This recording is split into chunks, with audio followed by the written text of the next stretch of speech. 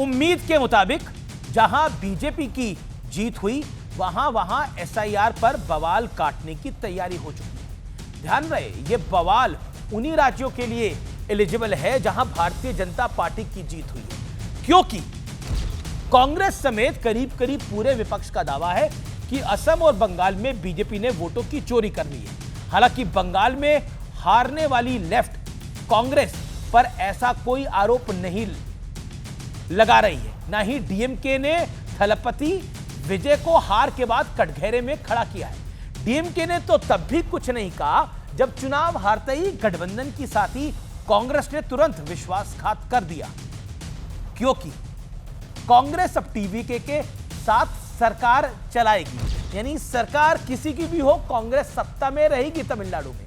ना केरल में वोट चोरी हुआ, ना तमिलनाडु में वोट चोरी हुआ, बस वहां हुई जहां बीजेपी की जीत हुई, वोट चोरी वहीं हुई। क्या कांग्रेस को वाकई लगता है कि देश इस तरह की बहकी बातों पर यकीन करना चाहेगा? यकीन तो पहले भी नहीं किया। अगर यकीन किया होता तो राहुल गांधी हार के शतक तक पहुंचते। आपको ताज्जुब नहीं होना चाहिए कि राहुल गांधी की लीडरशिप में कांग्रेस 99 चुनाव हार चुकी है। इस बार अगर केरल भी हाथ से जाता तो शतक पक्का था। अब सवाल है कि क्या इस दुर्दशा को छिपाने के लिए यह वोट चोरी वाला शिगुफा गढ़ा गया है? क्योंकि बंगाल चुनाव के बाद आंकड़े बताते हैं कि वहां बीजेपी की जीत और टीएमसी की हार की वजह चाहे जो भी हो, लेकिन एसआईआर बिल्कुल नहीं है। मैं फैक्ट्स के साथ बताऊंगा। ममता बनर्जी का आरोप है कि एसआईआर के जरिए मुसलमानों को जानबूझकर निशाना बनाया गया। यानी वो कहना चाहती हैं कि बीजेपी के इशारे पर चुनाव आयोग ने उनके वोट बैंक को नुकसान पहुंचाया, मुसलमानों को नुकसान पहुंचाया।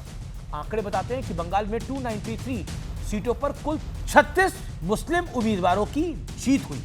टीएमसी ने इस बार 47 मुस्लिम उम्मीदवार उतारे थे, इनमें से 31 की जीत हुई है। यानी बंगाल में जो 36 मुस्लिम उम्मीदवार जीते, उनमें से 31 ममता बनर्जी की पार्टी के इकलौते थे। इसके अलावा कांग्रेस के कुल 2 सीटें मिली हैं और दोनों मुसलमान उम्मीदवार ही थे।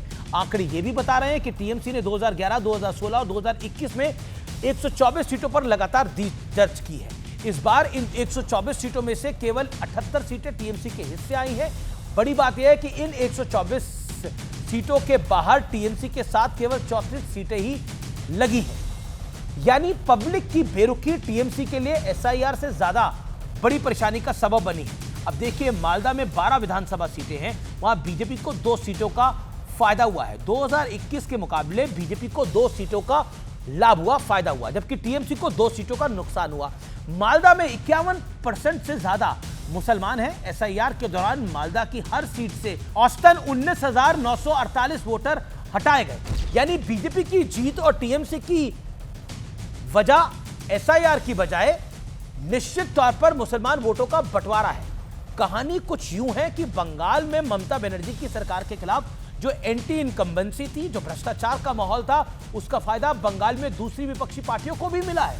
मुसलमानों का वोट आपस में बट गया है, कुछ इलाकों में, कई जगह नहीं बटा है। इसी वजह से बीजेपी को इस बार उन इलाकों में भी अच्छा प्रदर्शन कर पाई है जहां पर मुसलमानों की वोटरों की संख्या 50% से ज्यादा है। अपनी कमियों को छिपाने के लिए वोट चोरी जैसे नैरेटिव रोज रोज काम नहीं करते। जनता बेवकूफ नहीं है, जनता सड़कों पर है, जय श्री राम के नारे लगा रही है, जीत को सेलिब्रेट कर रही है। कांग्रेस को भी दफ्तर मिल गया है। वैसे विपक्ष के लिए तो इस मुद्दे ने एक बार फिर काम नहीं किया।